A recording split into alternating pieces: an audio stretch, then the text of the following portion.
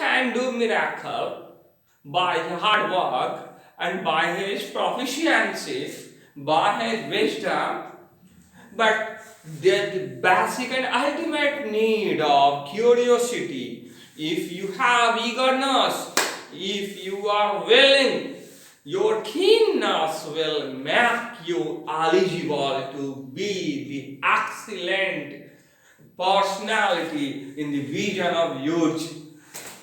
You can be the pivotal one. Pivotal one can lead this society. But for that, you have to believe in yourself. If you do not have courage, if you do not show your guts, your skills with your will, then you can't achieve anything. Accomplishment is the rare thing, that is the output of your diligence. Your assiduous nature or will make you placid and polite when you become the founder one.